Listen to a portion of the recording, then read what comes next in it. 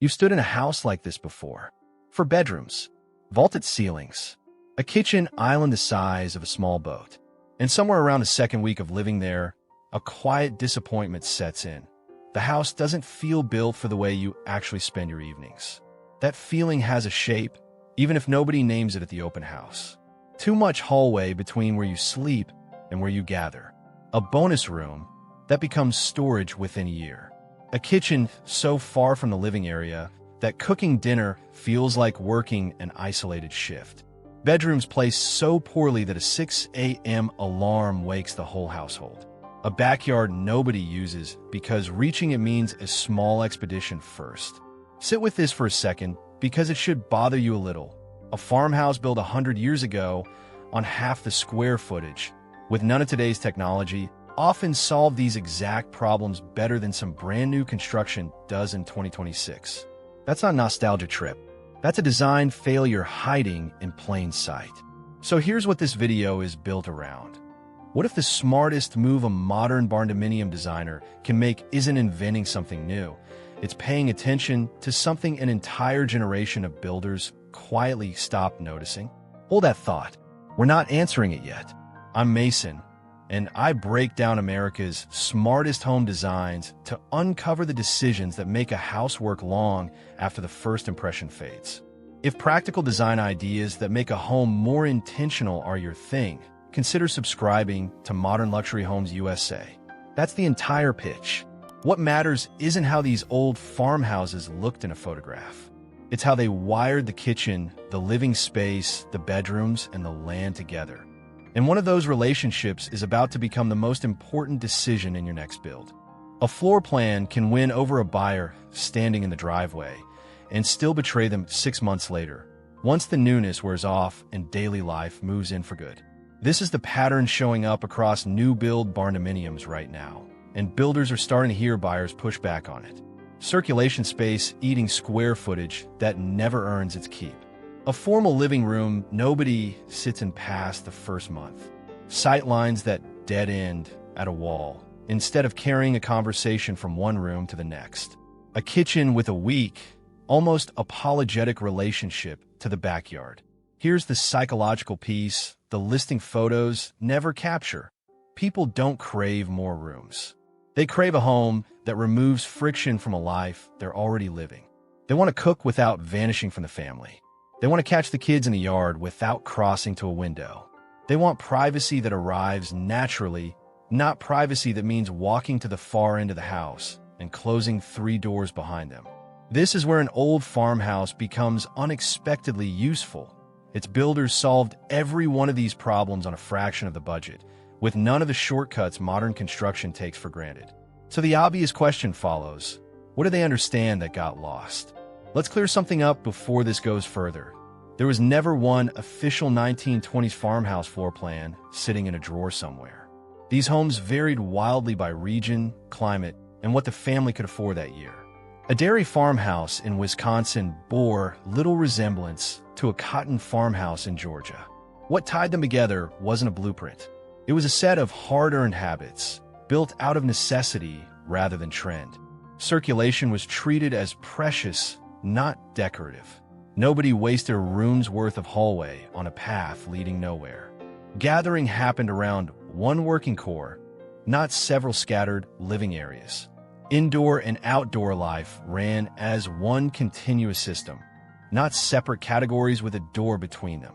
Transition spaces earned their existence instead of sitting empty.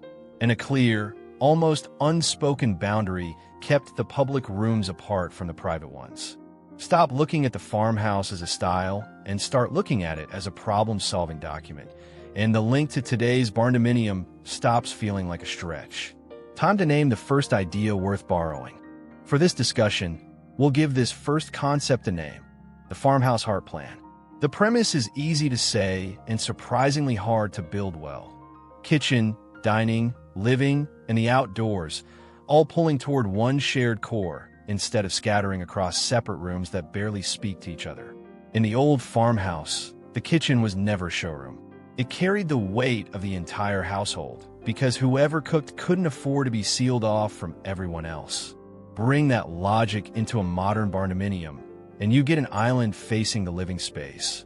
A dining table catching conversation from two directions, a pantry close enough to be useful without blocking the sight line, and doors placed so stepping outside feels like continuing the room instead of leaving it. The person cooking doesn't feel exiled while everyone else has fun 40 feet away. Guests drift toward wherever the energy is instead of standing stiffly in a room built for nobody in particular. Different people can occupy different corners of the same open core and still feel like they're sharing the same evening. But pulling the heart of the house inward creates a new tension almost instantly. If everyone's being drawn toward the center, how do you keep the home connected to the land outside without simply bolting on more square footage? That's the next piece of the puzzle. This next concept has a name of its own, the deep porch plan. On the old farmhouse, the porch wasn't decoration. It functioned as a room without walls. Morning coffee happened there before the heat rolled in. Muddy boots came off there. The whole family rode out a storm there instead of huddling inside, watching it through glass. Bring that thinking into a modern barndominium, and the porch becomes a real transition zone between climate-controlled comfort and open land. Shade through the hottest part of the afternoon. Seating built for every season instead of 2 months a year. A sheltered walkway to any outbuildings, and an unobstructed view toward the acreage instead of one small window carrying that whole job. Built well, a deep porch can make a home feel considerably larger without enclosing a single extra room. One honest caveat, because this gets flattened into a myth online, a deep porch doesn't automatically save you money. Roof structure, materials, footing depth, labor, and your region all swing that cost. What it buys isn't a discount. It's more usable life per dollar spent.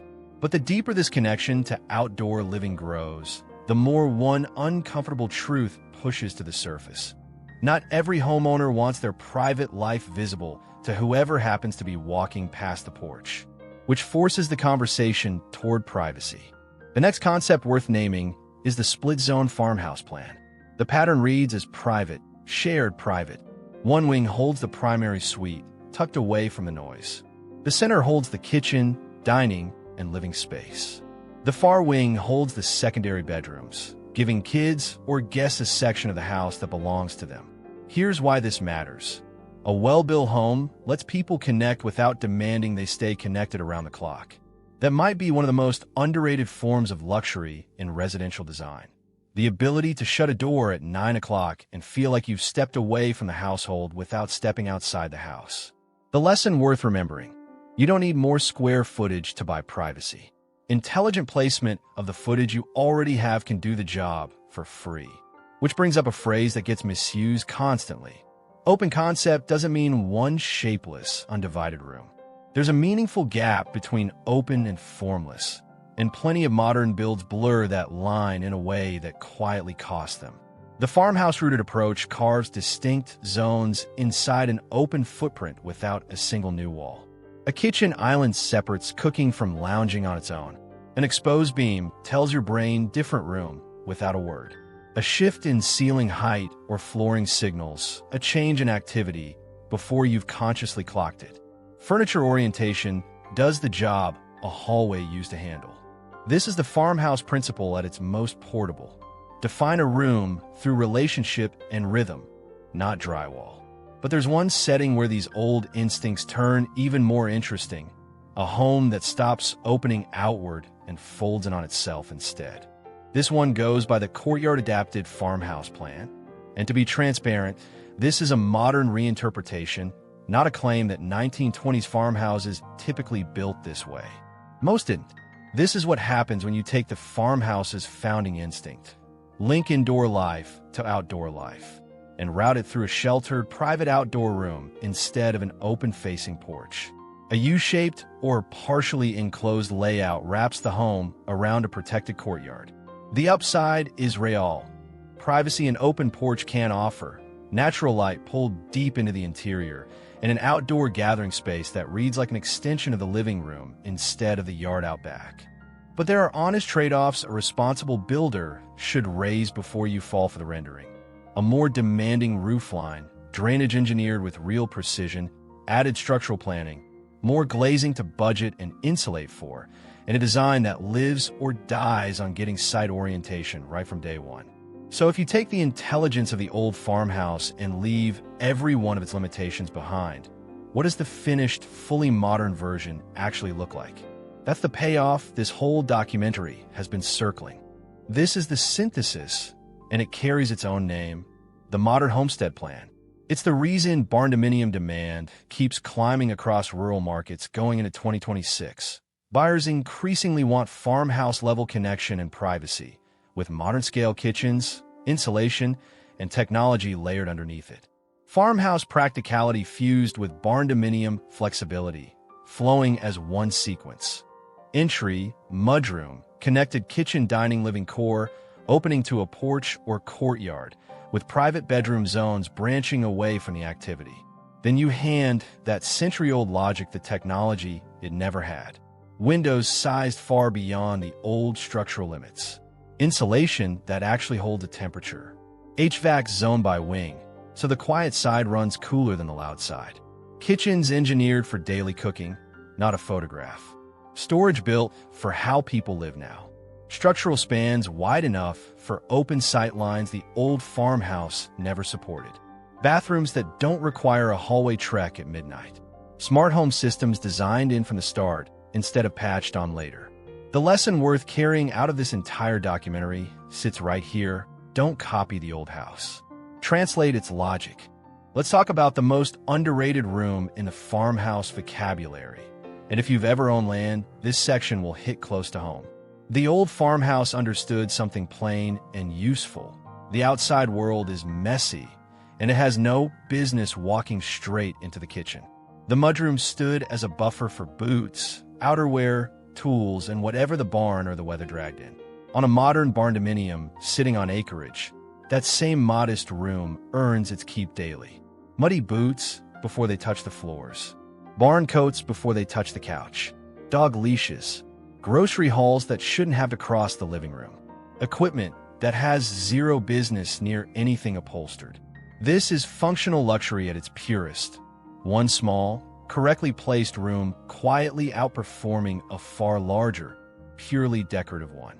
Time for some honesty, because this documentary loses credibility the moment it turns into blind nostalgia. Don't copy the cramped, closed-off kitchens. Don't copy the minimal storage size for households that own a fraction of what modern families own.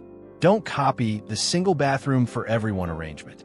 Don't copy the drafty single-pane windows, the thin walls, or the awkward utility placement that made sense on a 1926 budget and nowhere else.